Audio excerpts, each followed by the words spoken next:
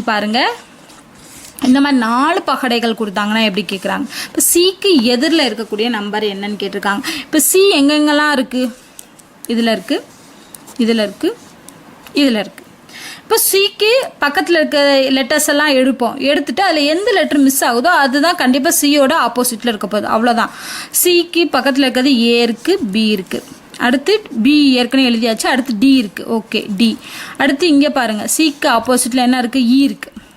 அப்போது சிக்கு ஆப்போசிட்டில் என்ன இருக்குது? ஏ இருக்குது, பி இருக்குது, டி இருக்குது, இ இருக்குது. அப்போ எது மட்டும்தான் மிஸ் ஆகுது? எஃப் மட்டும்தான் மிஸ் ஆகுது. அப்போ சிக்கு எதிரில் என்ன தான் வரும்? எஃப் தான் வரும்.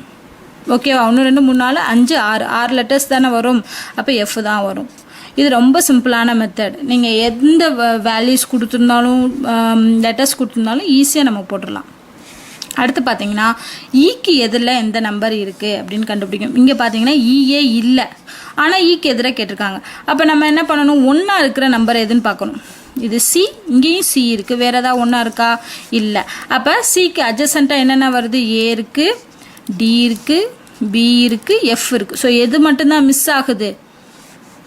இ மட்டும்தான் மிஸ் ஆகுது. அப்போ சிக்கு ஆப்போசிட் இ தான். அப்போ ஈக்கு எதிரில் சி தான் வரும். ரொம்ப சிம்பிள். அடுத்த கொஸ்டின் பாருங்கள், நம்பர்ஸில் வந்திருக்கு. இப்போ 3க்கு எதிரில் உள்ள நம்பர் கேட்டிருக்காங்க. இப்போ 3 எங்கெங்கெல்லாம் வருது? இந்த க்யூப்பில் வருது, இந்த க்யூப்பில் வருது, இந்த க்யூப்பில் வருது. இப்போ 3ஓட அட்ஜசன்ட் நம்பர் என்னன்னு பார்ப்போம். 3க்கு பக்கத்தில் இருக்க நம்பர் 4 இருக்குது, 6.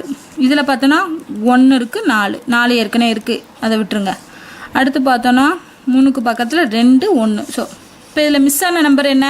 1 2 3 4 5 தான் மிஸ் ஆகிருக்கு. ஸோ 5 தான் 3க்கு ஆப்போசிட்டில் வரும். இப்போ 3க்கு ஆப்போசிட்டில் 5 தான் வரும். ஓகேவா? அடுத்த கொஸ்டின் பாருங்கள், 6க்கு எதிரில் உள்ள நம்பர் 6. ஓகே, இது ரெண்டுலையும் 6 மட்டும்தான் ஈக்குவலாக இருக்குது. ஸோ அப்போ அட்ஜசன்ட்டில் இல்லாத நம்பர் தான் கண்டிப்பாக 6க்கு எதிரில் வரும்.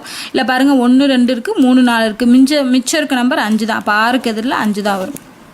பார்த்தோன்னே நீங்கள் சொல்லிடலாம். இதுக்கு நீங்கள் எந்த ட்ரிக்கும் நமக்கு தேவையில்லை. அடுத்த பகடையில் பார்த்தோம்னா